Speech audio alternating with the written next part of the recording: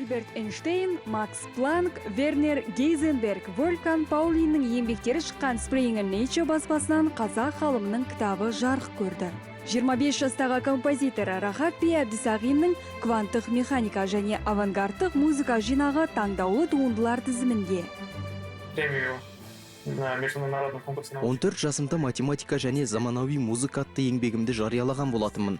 Содан бері осы тақырыпқа қызықтым.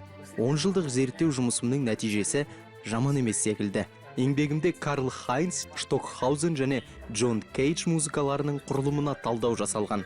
Кітабымның тұсаукесерін Оксфорд, Тюбинген, Франкфурт университеттерінде өткіздім. Мұндағы ірі ғалымдар ізденісімді жоғары бағалады.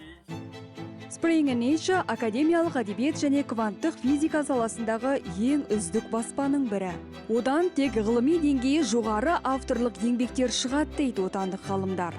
Бүкіл әлемнің қызып отырған себебі Нобель сыйлығының лауреаты мәлімет беріп отыр, пікір айтып отыр. Кванттық физиканың тарихы бар емес пе? Соның тарихы, философиясы, соның бәрін ашып тұр мына кітап. Ол тек қана фортепианоны мықты ойнайтын пианист қана емес, композитор ғана емес, ол іргелі ғалым. Рахат Бидің бұл адамзат өркениетіне қосқан іргелі үлесі деп айтуымыз керек. Рахат Би Әбдісағиннің туындысына Нобель сыйлығының лауреаты физик америкалық Дэвид Полицер, белгілі ұлыбританиялық ғалым, математик Ян Стюарт және франциялық атақты композитор, авангардист Тристан Мюрай пікір білдірген. Ал кіріспе сөзін Оксфорд университетінің профессоры, кванттық механиканы зерттеуші Владко Ведрал жазған. Рахат Бидің шығармалары мен оның кітаптарынан қатты әсер алдым.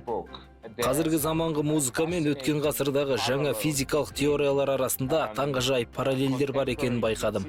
Менің қызығушылығымды тудыратын тақырыптардың бірі ол кванттық шиеленіс. Ол менің мамандық салам. Рахат Бидің музыкалық шиеленіс туралы қызықты ойлау тәсілі бар.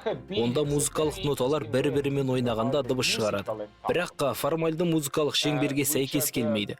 Сол сияқты физикалық жүйені жеке-жеке сипаттауға болады. Бірақ олар бірге жекелей жүйелерден өзгеше әрекет етеді. Ол кванттық шиеленіс. Кітаптың құндылығы екі жақты деп есептеймін. Біріншісі тарихи контекст. Бұл кітап бізге физиктердің көпшілігі білмейтін жаңа ақпараттар береді. Кітапты сол саладағы мамандар да, физика мен музыка бойынша білімі жоқ адамдар да түсіне алады. Ағылшын тіліндегі туындыға дүние жүзіндегі алдыңғы қатарлы университеттерден тапсырыс түскен. Ал Оксфорд, Кембридж, Лондон экономика мектебі, Амстердам және бірнеше неміс жоғары оқу орындары шығарманың таныстырылымын өткізуге авторды арнайы шақырған.